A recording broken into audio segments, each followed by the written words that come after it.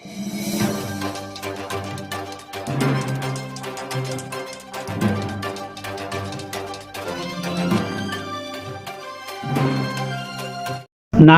अस्सलामु अलैकुम रहमतुल्लाहि व बरकातुहू। मैं हूँ Syed Abid Aslam, chief editor, leader सियासत, उर्दू न्यूज़ चैनल बेंगलुरु। नाजरीन, कल बरोज़ा जुम्मा दोपहर 2 बजे जनता दल पार्टी का पंचरत्न यात्रा रियासत में फिर से एक बार इख्तदार पर आने के लिए जेडीएस की पहल। जेडीएस तालीम, सेहत, ज़राअत के शोबों पर और बेरोज़गारी पर ज़्यादा से ज़्यादा तवज्जो देने की उन्होंने अज़्म कर लिया है। 2023 के असम्बली इंतखाबात के पेश नज़र जनता दल पार्टी ने पंच रत्न स्कीमों को तारुफ करवाया है और वादा किया है कि अगर जनता दल तन्हा अकेली इख्तियार पर आती है तो वो सेहत के मैदान में, तालीम के मैदान में, किसानों की तरक्की के लिए और बेरोज़गारों को रोज़गार फराहम करने के लिए और जो बेघर अफराद हैं इनको हाउसिंग सपोर्ट देने के लिए ये पंचरत्न यात्रा न सिर्फ शहरों से बल्कि खरियों से गुज़रता हुआ रियासत भर का दौरा करेगा। ये बात रियासती जनता दल के रहनुमा और साबिक वज़ीर आला HD कुमारस्वामी ने कही है। उन्होंने कहा कि तालीम की ताकत कर्नाटक के हर घर में मुफ्त तालीम का इंतज़ाम किया जाएगा। नर्सरी से लेकर डिग्री तक बेहतरीन तालीम मुफ्त फराहम की जाएगी। कुमारस्वामी ने मज़ीद कहा कि इल्म यानी तालीम मुल्क और रियासत के हर मसाइल का हल है। तालीम ही इंसान के बाला कर सकती है। तालीम ही से इंसानों में अपनी सलाहियतों को उजागर करने और शऊर पैदा करने के लिए एक अहम रास्ता है और हमारे रियासत कर्नाटक के तलबा और तालिबात में आलमी सतह पर मुकाबला करने के लिए स्टूडेंट्स को बाइख्तियार बनाने के लिए जेडीएस सरकार आने वाले दिनों में एक अहम रोल अदा करेगा। उन्होंने मज़ीद कहा, यानी कुमारस्वामी ने कहा, सेहत ही दौलत है, सेहत ही नियामत है, सेहत नहीं तो कुछ भी नहीं। अगर जनता दल सरकार इख्तियार पर आती है तो जनता दल सरकार सेहत के मैदान में बेशुमार स्कीमों को लागू करेगी, जिससे गरीब, मजबूर और ज़रूरतमंदों के लिए मुफ्त हेल्थ स्कीमें शुरू करेगी और रियासत कर्नाटक के हर शहरी के लिए सेहत की दौलत से माला माल करेगी। HD देवेगौड़ा भी इस पंचरत्न स्कीम का एक अहम हिस्सा रहे। इस मौके पर कुमारस्वामी ने पंचरत्न स्कीम का जिक्र करते हुए कहा कि अच्छी सहूलतों से लैस एम्बुलेंस, टेलीमेडिसिन, खून की जान के मराकज़ खोले जाएंगे और मकामी लोगों को बेहतर से बेहतर मयारी इलाज फराहम किया जाएगा। हुनरमंद डॉक्टरों 2 से 3 माह में एक बार ग्राम पंचायत के तहत हर सरकारी स्कूल को लाजमी दौरा करेंगे और स्कूलों में बच्चों को मुफ्त हेल्थ चेकअप करेंगे। एग्रीकल्चर के मैदान में किसान मुल्क की रीढ़ की हड्डी होते हैं। 50 पर 5% लोग ज़राअत पर डिपेंड होते हैं, लेकिन मुख्तलिफ वजूहात की वजह से काश्तकार तबका हालिया बरसों से मुश्किलात का सामना कर रहा है। रियासत के हर ग्राम पंचायत में एक अच्छी तरह से लेस शल्ट ग्राहबा सिस्टम ज़ख़ीरा करने का निज़ाम बनाना है ताकि किसानों की तरफ से उगाई गई फसलों को मुनासिब बाज़ारी कीमत मिल सके। किसानों की तरफ से उगाई गई फसलों पर मुबनी मुताल्लिक़ फैक्ट्रियों का इफ्तिताह, जैसे टमाटर उगाने वाले इलाक़ों में केचप यानी जाम फैक्ट्रियाँ खोलना, किसानों के कॉल सेंटर को हटाकर किसानों को ज़रूरी मालूमात फराहम करना। पंचरत्न योजना हाउसिंग सपोर्ट स्कीम रियासत कर्नाटक में हर बेघर शख्स को मुफ्त रिहाइशगाह फराहम करने और बेघर ख़ानदानों को सस्ती रिहाइश यानी सस्ते मकानात फराहम करने की ख्वाहिश रखती है। इसी स्कीम के तहत हर ज़िले में ज़रूरत के मुताबिक ज़्यादा से ज़्यादा रियासती मराकज़ की तामीर का मकसद है। वो 2 तरह के रिहाइश सहूलतें फराहम की जाएंगी।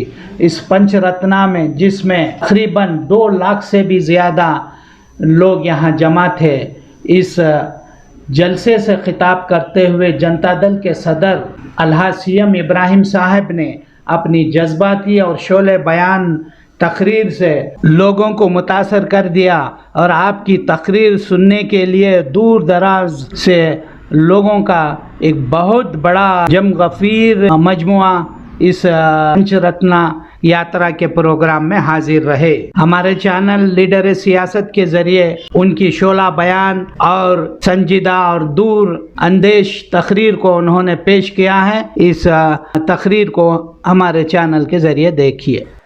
ಎನ್ನ ನಾಮಕ್ಷೇಮ ನಿಮ್ಮದಯ್ಯ, ಎನ್ನ ಮಾನಾಪಮಾನ ನಿಮ್ಮದಯ್ಯ, ಎನ್ನ ಹಾನಿ ವೃತ್ತಿ ನಿಮ್ಮದಯ್ಯ, ಬಳ್ಳಿಗೆ ಕಾಯಿ ದಮ್ಮಿತ್ತೆ ಕೂಡಲ ಸಂಗಮ ದೇವ.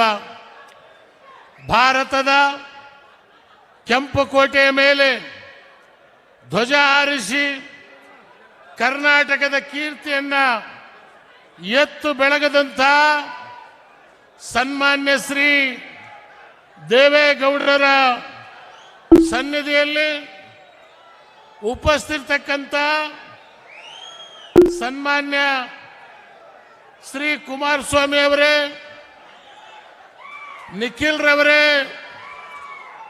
ವೇದಿಕೆ ಮೇಲೆ ಉಪಸ್ಥಿತಕ್ಕಂಥ ಎಲ್ಲ ನಾಯಕರೇ, ರೈತ ಬಾಂಧವರೇ, ಸ್ನೇಹಿತರೆ, ಬಹುತೇಕ ಮುಳುಬಾಗಿಲು ಇತಿಹಾಸದಲ್ಲಿ ಇಂಥ ಒಂದು ಸಭೆ 95ರಲ್ಲಿ ನಡೆದಿತ್ತು. ಅದಕ್ಕಿಂತ 2ರಷ್ಟು ಇವತ್ತು ತಾವು ಸೇರಿದ್ದೀರಿ. ಒಂದು ತಿಳ್ಕೋಬೇಕು, ಇವತ್ತು ಏನು 2 ರಾಷ್ಟ್ರೀಯ ಪಕ್ಷಗಳು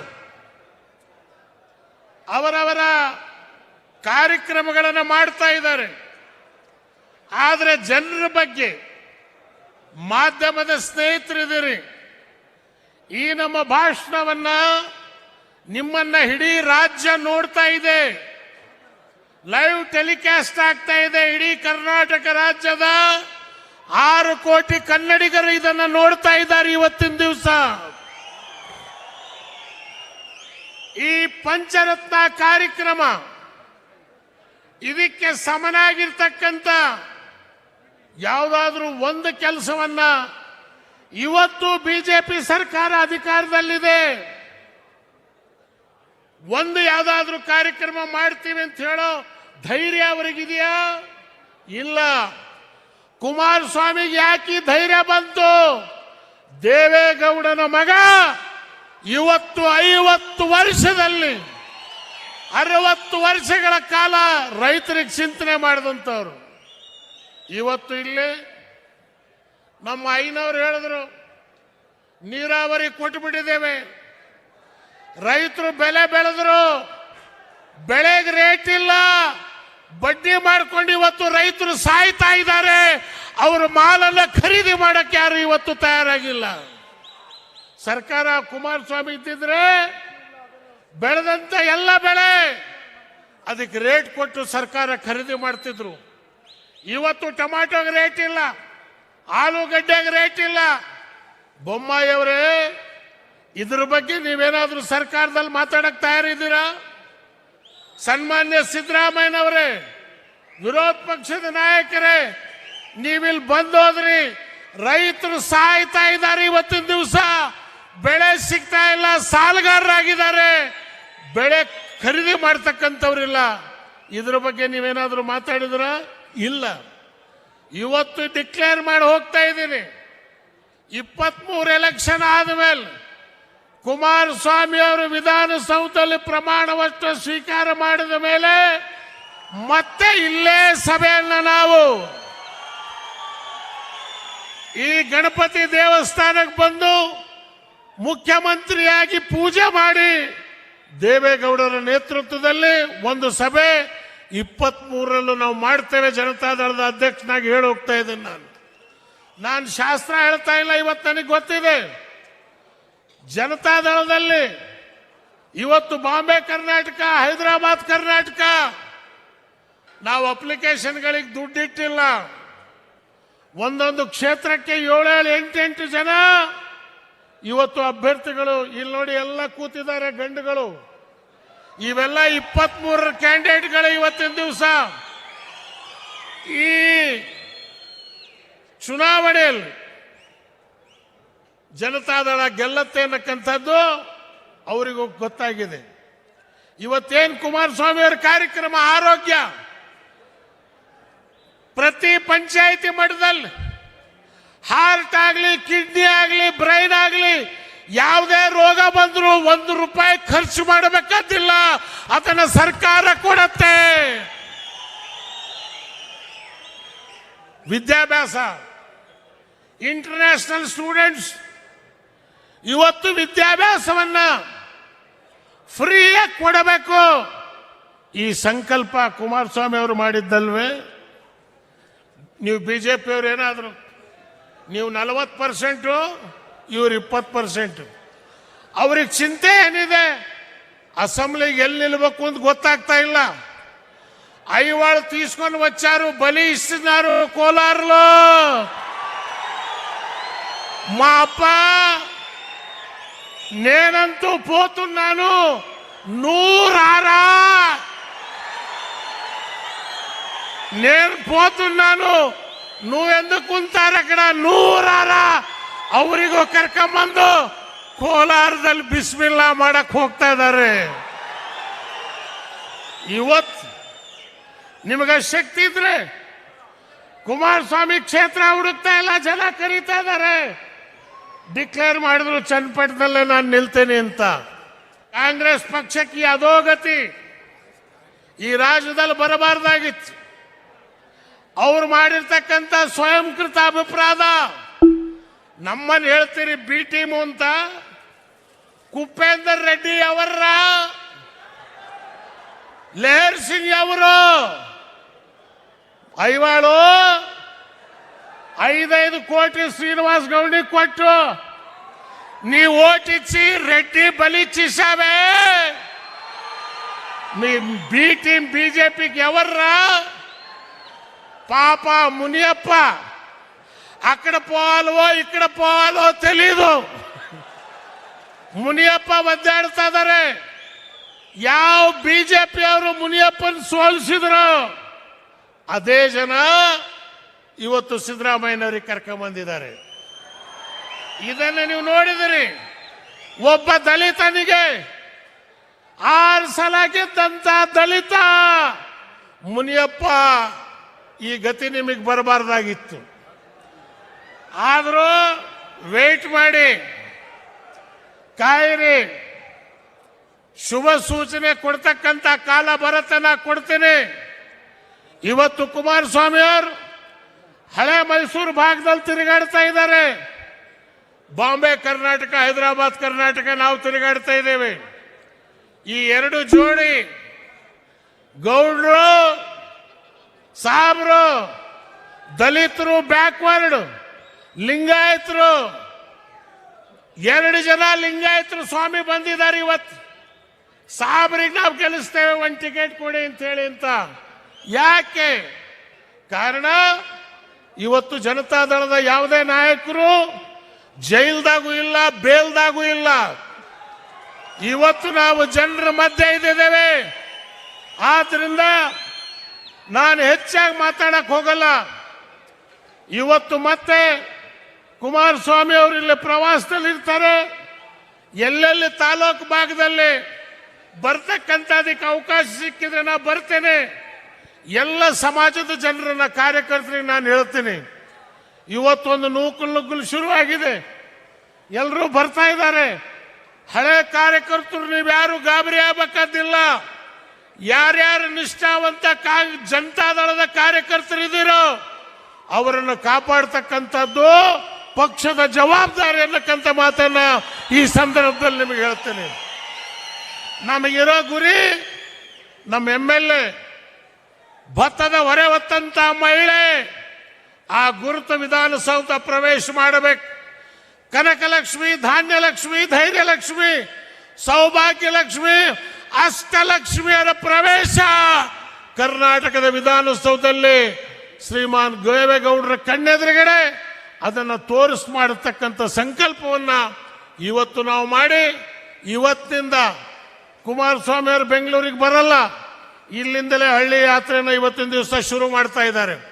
ಆದ್ದರಿಂದ ಇವತ್ತು ಕರ್ನಾಟಕ ರಾಜ್ಯದ ಜನರಿಗೆ ಮುಂದಿನ ಮುಖ್ಯಮಂತ್ರಿಗಳವರು ಅವರು ಕೂಡ ಒಂದು ವಿಶೇಷವಾದಂಥ ಸೂಚನೆಯನ್ನ, ವಿಶೇಷವಾದಂಥ ಮಾತನ್ನ ಕರ್ನಾಟಕ ರಾಜ್ಯದ ಜನರಿಗೆ ಈ ವೇದಿಕೆಯಿಂದ ಅವರು ಕೊಡ್ತಕ್ಕಂಥವ್ರು ಇದ್ದಾರೆ ಅನ್ನಕ್ಕಂಥ ಮಾತನ್ನು ಹೇಳಿ, ದುಡ್ಡಿಲ್ಲ ಕಾಸಿಲ್ಲ, ನಿಮ್ಮ ಬಲ ನಮ್ಮ ಹತ್ರ ಇದೆ. ಇವತ್ತೇನಿಷ್ಟು ಸಾವಿರ ಸಂಖ್ಯೆಯಲ್ಲಿ ಜನ ನೀವು ಬಂದಿದ್ದೀರೋ, ನಮ್ಮ ಚರ್ಮ ತೆಗೆದು ನಿಮ್ಮ ಪಾದೋದಿಕೆ ಮಾಡಿಕೊಟ್ರು ನಿಮ್ಮ ಉಪಕಾರ ನಾವು ತೀರ್ಸಕ್ಕಾಗಲ್ಲ. ರೈತರ ಮಕ್ಕಳೇ, ಕರ್ನಾಟಕದ ಸ್ವಾಭಿಮಾನ, ತಮಿಳುನಾಡಲ್ಲಿ ತಮಿಳು ಸ್ವಾಭಿಮಾನ, ಆಂಧ್ರದವರಿಗೆ ಆಂಧ್ರದ ಸ್ವಾಭಿಮಾನ, ಕರ್ನಾಟಕಕ್ಕೆ ನಮಗೂ ಸ್ವಾಭಿಮಾನ.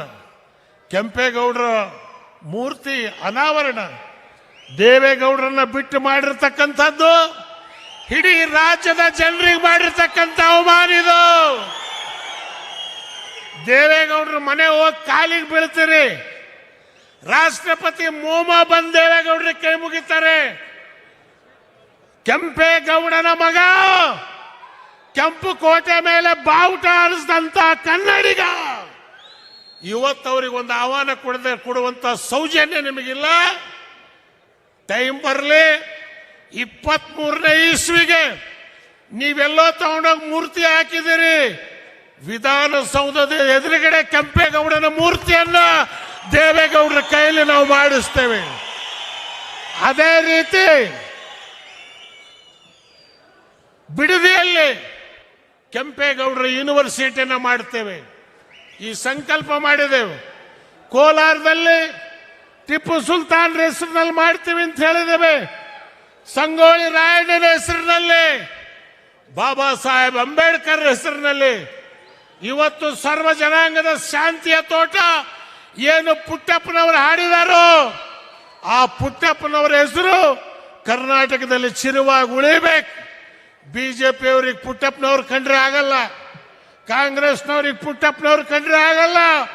ಯಾಕಂದ್ರೆ ಅದು ಕರ್ನಾಟಕದ ನವರತ್ನ, ರೈತರ ಮಗ ರಾಷ್ಟ್ರಕವಿ ಪುಟ್ಟಪ್ಪನವರು ಇವತ್ತು ನಮ್ಮ ಹೃದಯದಲ್ಲಿ ಅವರಿದ್ದಾರೆ. ಆದ್ರಿಂದ ನಾನು ಹೆಚ್ಚು ಸಮಯ ತಗೊಳ್ಳಾರದೆ, ನೀವೆಲ್ಲರೂ ಯುವಕರು ಇವತ್ತು ಈ ಪಕ್ಷ ಕನಿಷ್ಠ ಪಕ್ಷ 25 ವರ್ಷ ಕರ್ನಾಟಕದಲ್ಲಿ ಆಡಳಿತ ನಡೆಸಿ ನನ್ನ ತಾಯಿ ಕನ್ನಡ ಮಾತೆ ಹೆಸರು ಮತ್ತೆ ಪುನಃ ಡೆಲ್ಲಿ ತನಕ ಯಾವ ಜಾಗಕ್ಕೆ ದೇವೇಗೌಡರು ಹೋಗಿದ್ರು ಆ ಜಾಗ ಕುಮಾರಸ್ವಾಮಿ ಹೋಗಬೇಕು. ಅದೇ ನಮ್ಮ ಸಂಕಲ್ಪ. ಜೈ ಜೈ ಕರ್ನಾಟಕ.